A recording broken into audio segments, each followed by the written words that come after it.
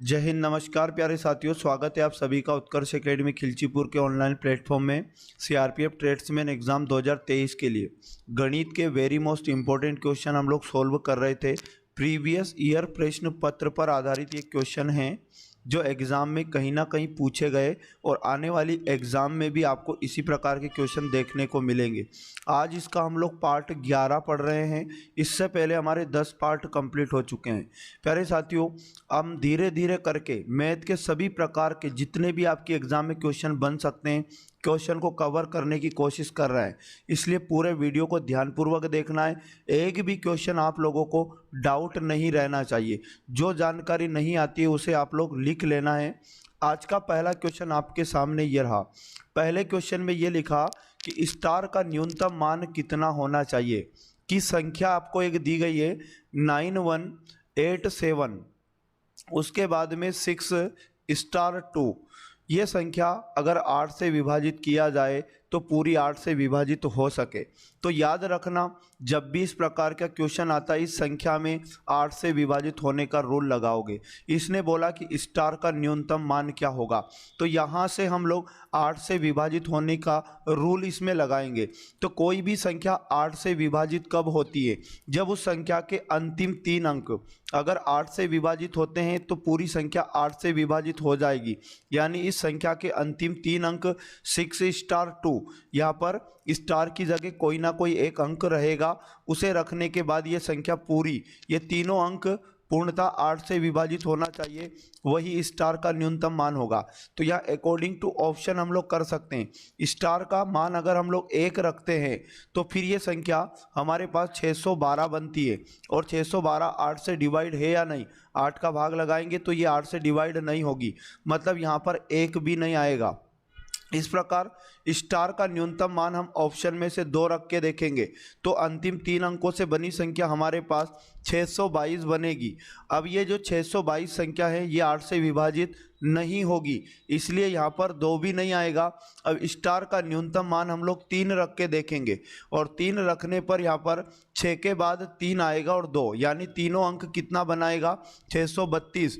और ये संख्या 8 से विभाजित होती है क्या? 8 8 7 56, 7 बार में 56 आएगा और यहाँ पर कितना बचेगा? अब हमारे पास 7 बचेगा, 72 हो जाएगा। 72 में 8 का भाग देने पर 8 नाम 72, मतलब ये तीनों अंकों से बनी संख्या 8 से विभाजित हो जाएगी। इसलिए यहाँ पर स्टार का न्यूनतम मान 3 होगा। ऑप्शन नंबर 3 इसका करेक्ट आंसर हो जाएगा। अगले क्वेश्चन की यदि बात की जाए, 2 नल ए तथा बी एक टंकी को क्रमशः 20 तथा 24 घंटे में भर सकते हैं। यदि दोनों नलों को सुबह 5 बजे खोल दिया जाए तो शाम ठीक 5 बजे टंकी को पूरा भरने के लिए नल ए को कब बंद कर देना चाहिए? प्यारे साथियों, दोनों नलों का अलग अलग टाइम आपको दिया है। ए वाला नल यहाँ पर टंकी को 20 घंटे में भर सकता है, तो यहाँ पर लिखा 20 घंटे। और उसके बाद जो नल बी हैं, नल बी टंकी को भरने में 24 घंटे का टाइम लेता है, 24 घंटे। तो यहाँ पर आपको क्या करना पड़ेगा? 20 और 24 का लघुत्तम लेना पड़ेगा। तो 20 और 24 का जो एलसीएम होगा, याद रखना 120 होगा। और ये जो 120 आएगा ये टोटल वर्क कहलाता है। अब प्यारे साथियों, यहाँ पर 20 घंटे में 120 यूनिट पानी भरता है नल ए, मतलब पूरी टंकी को 120 घंटे में भरता है। 1 घंटे का काम निकाल लो, 1 घंटे में कितना यूनिट पानी भरेगा? तो 20 छंग 120 हो जाएगा और 24 पंज 120, यहाँ पर 24 का भाग 120 में देंगे। ये इनके 1-1 घंटे का काम यहाँ पर आ जाता है। क्वेश्चन ने बोला कि सुबह 5 बजे दोनों नलों को खोला गया और शाम को 5 बजे टंकी को पूरा भरना है। तो शाम को 5 बजे तक टोटल 12 घंटे का समय लगेगा, 12 घंटे का टाइम लगेगा। अब यहाँ पर आपको ये समझना है कि 12 घंटे तक कौन सा नल तो चालू रहेगा और बीच में कौन सा नल बंद किया जाएगा। तो नल ए को बीच में बंद करना है, तो नल बी तो पूरे 12 घंटे तक चालू रहेगा। तो बी का 12 घंटे का काम निकाल लो। नल बी का 12 घंटे का काम हम यहाँ से निकाल लेंगे। तो नल बी 1 घंटे में 5 यूनिट पानी भरता है, तो 12 घंटे में कितने यूनिट पानी इसने भरा? 60 यूनिट। तो शेष टंकी कितना और बचा है? टंकी का 120 में से यदि हम लोग 60 को माइनस करेंगे तो 60 यूनिट हिस्सा और बचा है। अब ये पूरा 60 यूनिट कौन भरेगा? तो नल ए भरेगा, क्योंकि नल बी का तो पूरे 12 घंटे का काम हमने अलग कर दिया। नल ए 1 घंटे में 6 यूनिट पानी भरता है, तो नल ए ने 60 यूनिट पानी भरने में कितना टाइम लिया होगा? 6 का भाग देंगे, 6 दाम 60 यानी कि 10 घंटे। तो नल ए को पूरा 10 घंटे तक चालू रखा गया, लेकिन सुबह 5 बजे से ए को चालू किया और 10 घंटे बाद तक इसे चालू किया गया, तो कितनी बजे इसे बंद करना चाहिए? तो 5 बजे का टाइम जो था इसमें 10 घंटे और जोड़ दो। तो 5 बजे में जब 10 घंटे और जोड़ेंगे तो 3 बजे इस नल को बंद करना चाहिए और अपराह्न का वो टाइम होगा 3 बजे अपराह्न। ऑप्शन नंबर 20 का करेक्ट आंसर हो जाएगा। अगला क्वेश्चन यदि बात की जाए, कितनी राशि 5 वर्ष सावधि जमा में निवेश करनी होगी जिस पर प्रति वर्ष 250 रुपये ब्याज मिल सकता है और ब्याज की दर 10% रहेगी। यहाँ पर आप लोगों को मूलधन लाना है, ये याद रखना साधारण ब्याज का केस है। यहाँ पर साधारण ब्याज का केस होगा। मूलधन लाने के लिए साधारण ब्याज का सिंपल सा फॉर्मूला लगाएंगे। साधारण ब्याज बराबर क्या होता है? मूलधन गुणा दर गुणा समय, और उसके बाद में बटे में 100 आ जाएगा, और बटे में यहाँ पर हम लोग 100 लिखेंगे। साधारण ब्याज की जगह हमें 250 लिखना होगा, और 250 बराबर मूलधन का मान ज्ञात करना है। दर अपने को दी गई है 10% गुणा समय क्वेश्चन में दिया है प्रति वर्ष जो ब्याज बनेगा 250 रुपये बनेगा। तो यहाँ जितने वर्ष का ब्याज हम रखते हैं उतना ही समय हमें समय की जगह पुट करना है। समय 1 वर्ष हो जाएगा और बटे में हम लिखेंगे 100। ये 0 से 0 कट जाएगा, यहाँ से हमें पी का मान चाहिए। तो क्या करना होगा? 250 भाग का 10 इधर गुणे में आ जाएगा, और इधर गुणे में कुछ भी नहीं बचा, 1 बचा। तो यहाँ 250 का गुणा 10 से हो जाएगा, तो हमारे पास 2500 रुपया बनेगा जो मूलधन का वैल्यू होगा। इस प्रकार इसका सही जवाब ऑप्शन नंबर ए करेक्ट हो जाता है। अगले क्वेश्चन की यदि बात करें तो आईएमपी क्वेश्चन है, ध्यानपूर्वक समझना है और सॉल्व करने की कोशिश करना है। यहाँ पर ये क्वेश्चन दिया है, इसका मान क्या होगा? तो ये बटे के ऊपर वाला मान पहले सोल्व करेंगे, और यहाँ पर गुणा भाग और प्लस सब कुछ दिया है, पहले भाग को सोल्व करेंगे। मतलब 21 में 3 का भाग देंगे, 3 साते 21 हो जाएगा। अब भाग को सोल्व करने के बाद गुणा की बारी आएगी, तो यहाँ पर 7 में 7 का गुणा करेंगे 49, 49 आएगा, और 49 के बाद प्लस का चिन्ह लगाएंगे और 3 को लिखेंगे। तो यहाँ पर कितना बनेगा अपने पास?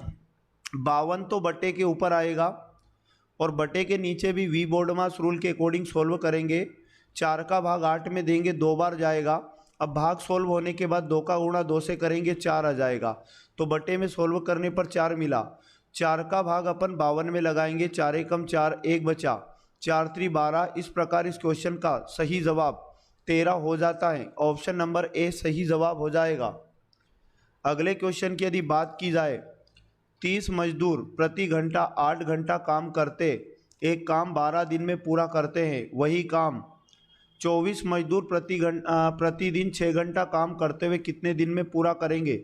इसे सोल्व करने के लिए एक बेसिक सा फॉर्मूला आपको याद रखना होगा। M1 D1 और H1 बराबर होता है M2 D2 और H2। यहाँ पर वैल्यू पुट कर दो जो वैल्यू दी गई है। M1 का मतलब होगा प्रारंभ में कितने मेन थे, प्रारंभ में मेन हमें 30 दिए गए। D1 का मान प्रारंभिक दिनों की संख्या जो हमें 12 दी गई है, तो D1 की जगह 12 गुणा H1 की जगह प्रारंभिक घंटों का मान अपने को रखना होगा, तो 8 घंटे प्रारंभ में दिए हैं बराबर। M2 का मान अपने को यहाँ पर बाद वाले मेन का मान अपने को दिया है, M2 की जगह हम लोग 24 मजदूर रखेंगे गुणा D2 का मान हमसे पूछा है कितने दिनों में पूर्ण करेंगे, तो D2 का मान लाना है गुणा H2 का मान मतलब बाद वाले घंटे का मान अपने को दिया है 6 घंटे। इस प्रकार आपको क्या करना है, D2 का मान यहाँ से लेकर आना है, तो D2 को यहीं रखो, 24 और 6 ये जो गुणा में दिखाई दे रहा है बराबर के इधर जाएगा तो ये भाग में चला जाएगा। इस प्रकार 30 गुणा 12 गुणा 8 इनकी साइड ये आएंगे तो भाग में आ जाएंगे, 24 गुणा 6 भाग में आ जाएगा। 6 से 30 को काटेंगे, 6 पंज 30 हो जाएगा, 8 से काटा 8 तिया 24 हो जाएगा। 3 का भाग 12 में देंगे, 3 चुक 12। इस प्रकार 5 चुक कितना 20, तो 20 दिन आ जाएंगे, यानी दिनों की संख्या D2 का मान है। और दिनों की संख्या कितनी आ जाएगी? 20। इसका राइट आंसर हो जाएगा ऑप्शन नंबर ए, बिल्कुल करेक्ट आंसर हो जाएगा। अगले क्वेश्चन की यदि बात किया जाए तो 500 को दो भागों में इस प्रकार विभाजित कीजिए ताकि पहले भाग को दूसरे भाग से अनुपात कितना रहे? 5:3। तो हमें 500 दोनों हिस्सों का योग दिया है, तो यहाँ पर 5 और 3 का भी योग करेंगे। तो 5 + 3 को अगर हमने जोड़ेंगे तो ये मान बराबर हो जाएगा 500 के। अब सिंपली क्या करना, 5 में 3 जोड़ा 8 आया, 8 रेशो का मान हमें मिल चुका है 500। यहाँ से 1 रेशो का मान हम निकालेंगे तो 500 में हमको क्या करना पड़ेगा? 8 का भाग देना पड़ेगा, तो ये 1 रेशो का मान आ जाएगा। अब अपने को दोनों हिस्से लेकर आना है कि दोनों हिस्से कितने कितने के होंगे। तो पहला हिस्सा लाने के लिए क्या करना होगा, आपको जो 1 रेशो का मान आया 500/8 पहले वाले अनुपात से गुणा करना होगा, यानी 5 से। तो इस प्रकार कितना बन जाएगा? 5 × 500 हो जाएगा 2500। और 2500 में यदि आप 8 का भाग लगाओगे तो 8 × 24 हो जाएगा, 1 बचा, 8 कम 8 हो जाएगा, 2 बचा, 8 दूनी 16, अब 4 बचा, दशमलव लगाकर 8 × 40, ये भी कट जाएगा। तो पहला हिस्सा तो 312.4 और 312.5 आएगा, सॉरी माफ़ करना, यहाँ पर 5 बार जाएगा, ठीक है ना। और उसके बाद दूसरा हिस्सा यदि हमें लेकर आना है तो हमें क्या करना है, जो 1 रेशो का मान आया 500/8, इसमें दूसरे वाले हिस्से का गुणा करना है, मतलब 3 का। तो यहाँ 5 3 हो जाएगा 1500, और 1500 में 8 का भाग लगाएंगे तो 8 कम 8, और यहाँ पर 7 बचेगा तो 70 हो जाएगा, 8 8 64 हो जाएगा। अब यहाँ पर कितना बचेगा? 6, तो हमारे पास 60 बन जाएगा, 8 7 56, अब बचा 4, दशमलव लगाओ तो 4 का 40 बन जाएगा, और 8 5 40। तो दूसरा हिस्सा जो बनेगा 187.5, और ये दोनों हिस्से हमें ऑप्शन नंबर ए के अंदर दिया गया है, ए वाला बिल्कुल इसका राइट आंसर हो जाएगा। अगला क्वेश्चन वेरी मोस्ट और IMP है प्यारे साथियों, ध्यानपूर्वक समझना है। 12 सेंटीमीटर त्रिज्या वाले वृत्त के अंतर्गत अधिकतम संभव लंबाई का वर्ग खींचा जाता है। मतलब क्या कहा गया क्वेश्चन में कि एक वृत्त है, इस प्रकार से वृत्त एक गोल होता है, इसके अंदर एक वर्ग बनाया गया, अधिकतम लंबाई को खींचते हुए एक वर्ग बनाया गया इस प्रकार से।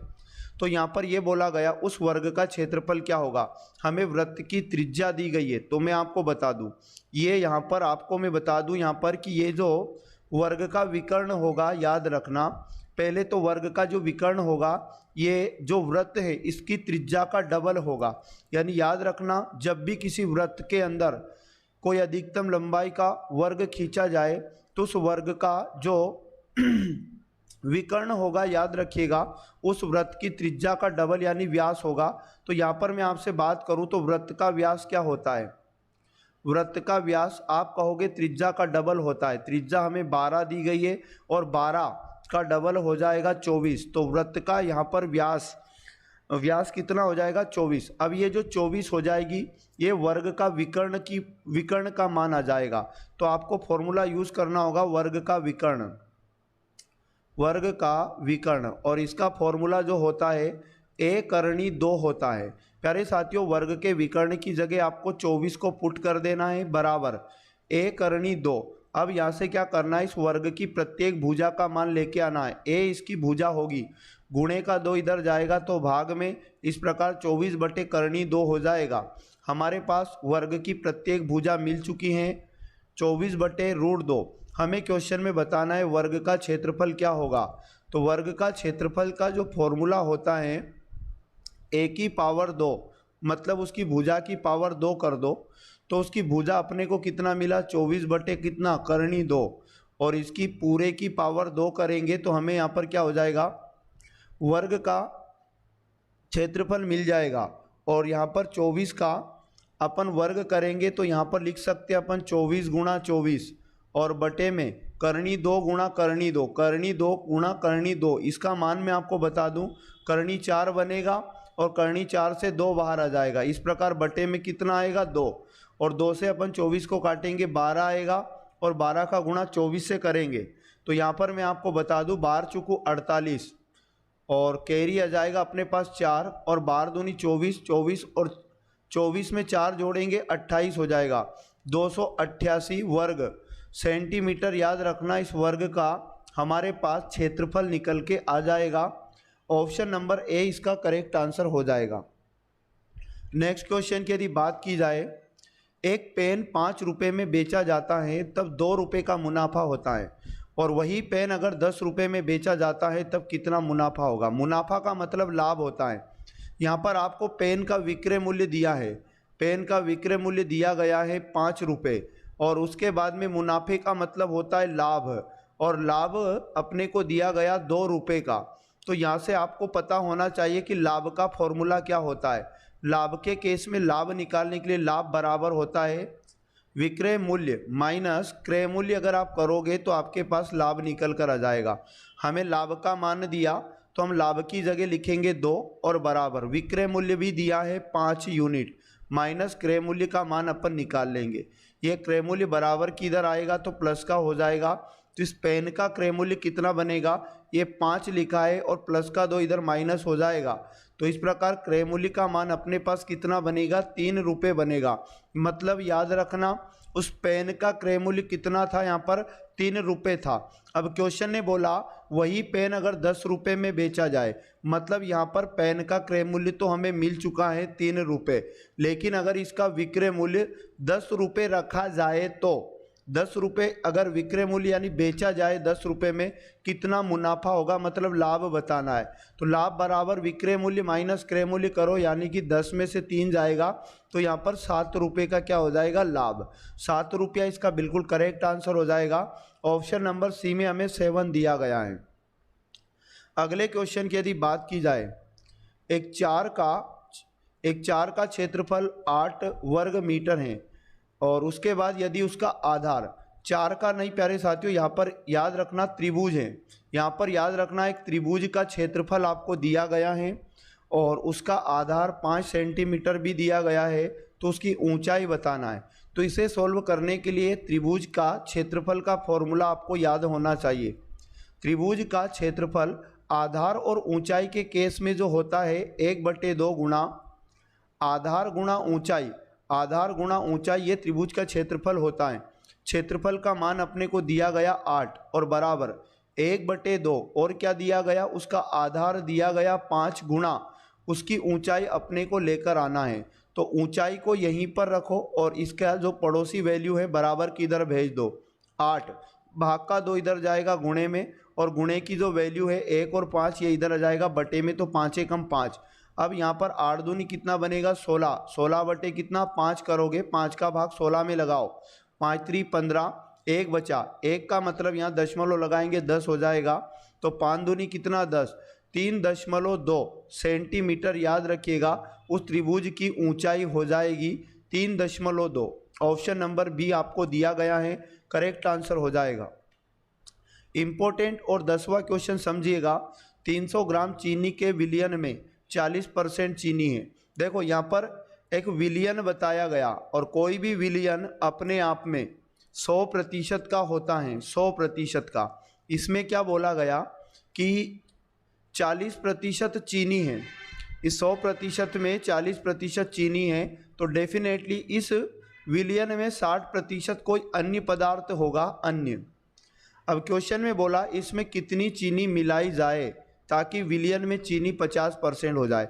मतलब जो नया विलयन बनेगा वो भी अपने आप में 100% का बनेगा। तो यहाँ पर नया विलयन 100% का बनेगा, जिसमें क्वेश्चन ने बोला कि चीनी की मात्रा जो रहेगी वो 50% रहेगी।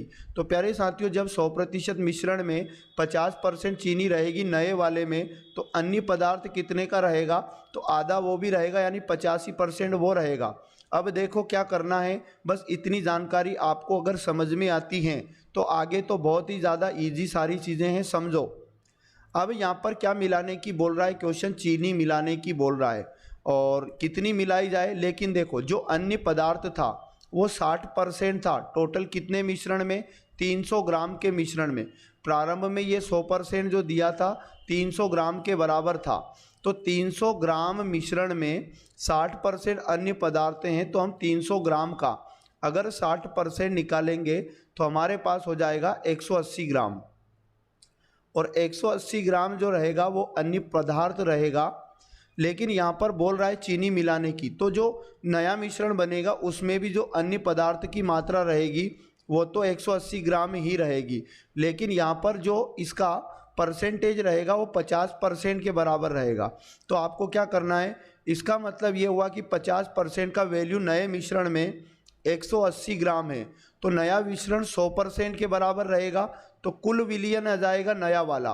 तो 100% का मान 50 का डबल करो 100%, इधर 180 का डबल करेंगे 360 ग्राम, तो नया मिश्रण जो कुल बनेगा ये 360 ग्राम बनेगा, 360 ग्राम। अब क्वेश्चन में बोला गया पहले 300 ग्राम था और नया मिश्रण कितना 360 ग्राम बना, तो ये कितना बढ़ गया 60 ग्राम और बढ़ गया। तो प्यारे साथियों इसमें 60 ग्राम क्या मिला दी, चीनी मिला दी, तो इसका सही जवाब option number A correct answer हो जाएगा। तो प्यारे साथियों ये थे वेरी मोस्ट और इम्पोर्टेंट क्वेश्चन जो आपको आगे आने वाली एग्ज़ाम के अंदर देखने को मिलेंगे। प्रतिदिन इस क्लास को ज़रूर देखा करें और उसके बाद यकीन मानिएगा एग्ज़ाम के अंदर भी ऐसे क्वेश्चन आपको देखने को मिलेंगे। चैनल पर पहली बार आए चैनल को सब्सक्राइब कर लें, जिससे आपको सभी क्लासों का नोटिफिकेशन मिल पाएगा। और वीडियो अच्छा लगा तो वीडियो को लाइक ज़रूर किया करें, आपका एक लाइक से हमें बहुत ही ज़्यादा मोटिवेशन मिलता है और काम करने का ज़्यादा मन होता है। तो प्यारे साथियों ये था आज का सेशन, मिलेंगे नेक्स्ट सेशन में, पढ़ते रहिएगा और मिलेंगे नेक्स्ट। जय हिंद, जय भारत, भारत माता की जय।